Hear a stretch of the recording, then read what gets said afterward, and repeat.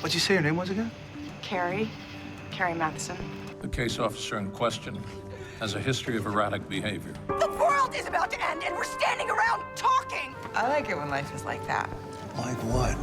Heightened somehow. You've thrown your life away. Maybe I want other things. 14 years of war, and this is what it's come to? For fucking what? You want out too? We get out together. I need you. I'm not that person anymore.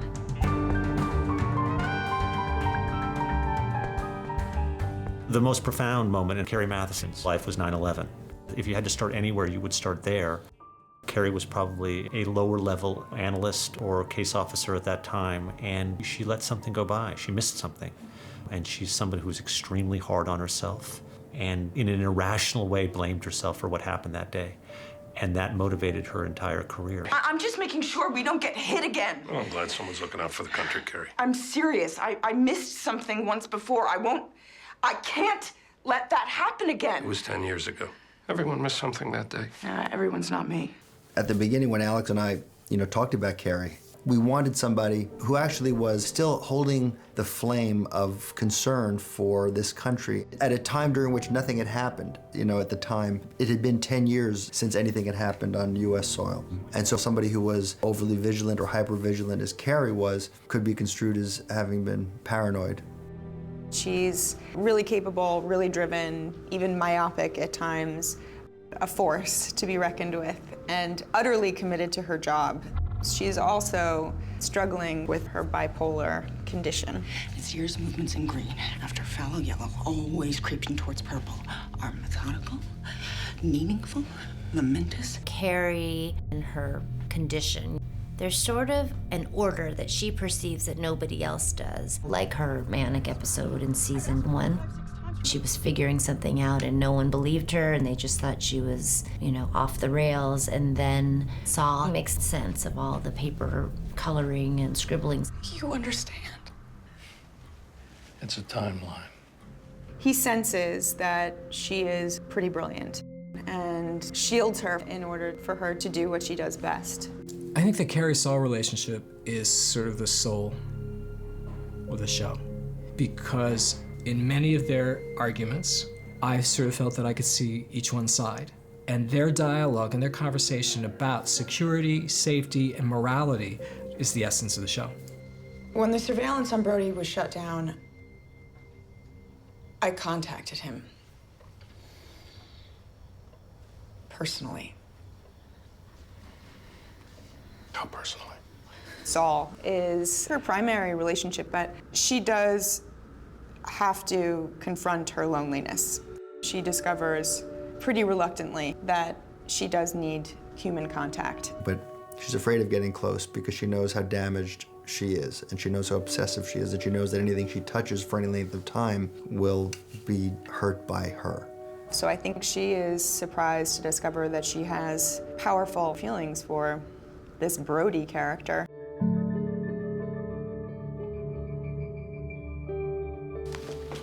I'm sorry. Hey, no worries, no worries. Hey, I know you. Meeting Nicholas Brody was just a huge turning point in her life. Her personal feelings and her professional concerns, collided. How come when I met you at the safe house the other day, you pretended like we hadn't bumped into each other at the support group? I was standing there that night in the rain. I figured who else had to know? The weekend episode in this first season, it's when Carrie realizes that her feelings for Brody are genuine and strong, but she's trying to extract information from him, and it ends up as an interrogation. Are you watching me? I don't know what you mean. I mean, did you spy on me? You are a spy, right? Brody. That's why we ran into each other at the support group, isn't it? Why, you slipped me your number in case I ever need to ask anything? No, you're wrong, Brody. Yeah, don't fucking lie to me, Carrie. It was my job. It is my job. So you're still spying? I'm working. I'm always working. Brody becomes a huge element of her life. She falls in love with him, and yet she believes he's a traitor. Then she knows he's a traitor, and yet she's still in love with him. Maybe all this will end in tears.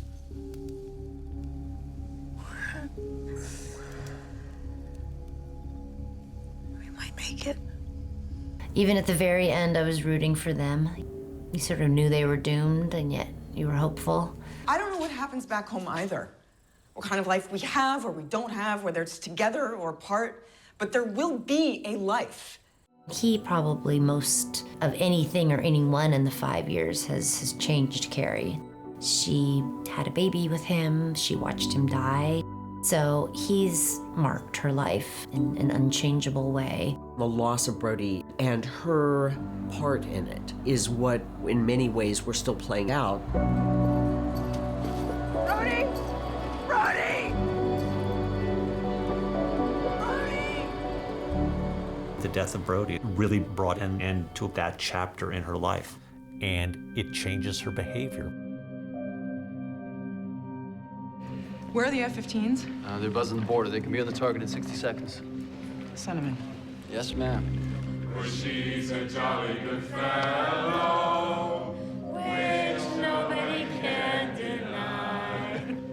The drone queen. In reaction to Brody's death, she became numb to the world. She became sort of stony, and that allowed her to be the drone queen, as we called her. Her life was completely and profoundly, centered around this man. So she's dealing with the grief of that, and the way she's dealing with it is by completely investing in the mission and by trying to block out that other stuff, including her kid. Like, she can't even look at Franny without being reminded of what she went through or what she was responsible for. So as the season moves along, Quinn is the one who is always whispering in her ear, you've lost your humanity. Is there no line, Carrie? Is there no fucking line? What's it to you anyway? And actually guides her back to some sense of ethics and morality and how to operate in a way that doesn't turn you into an automaton, which is really what she was, willing almost to take out Saul in the middle of the season. So she went from being the drone queen to being completely and utterly disillusioned with the Central Intelligence Agency. You ready for school? Look, all your friends are here. And when we find Carrie in season 5, she is kind of the happiest we've ever seen her, but she cannot escape her past. Quinn, what the fuck is going on? Your name's on a kill list. I know, I can't figure it out. Well, he must have done something. I think there is no one who understands and accepts Carrie for exactly who she is other than Quinn. What she actually did for a long time as a living is a little overwhelming for kind of a normal person to accept. But Quinn, having been trained the way he was and being an assassin and a black ops guy, he totally gets who she is and loves her for that.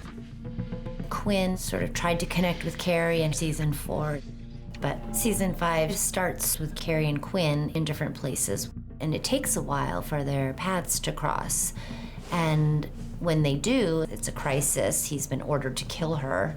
He has to hide her.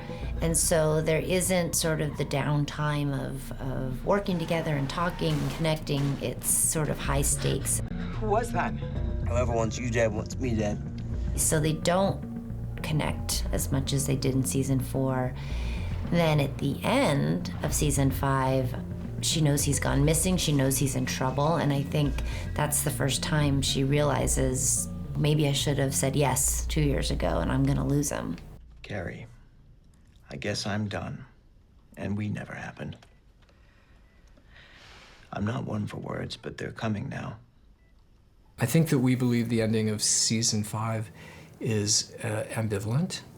I certainly hope that that's the impression that we gave. I think Carrie is wrestling with her conscience there and with her faith, her newfound faith. So all those things are swirling around in her head at that very last moment bedside with Quinn. I loved you.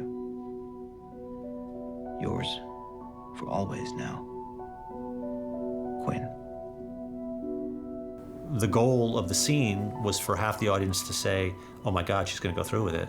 And for half the audience to say, oh, she'd never kill Quinn. So that's where we want to leave people. And frankly, we don't know.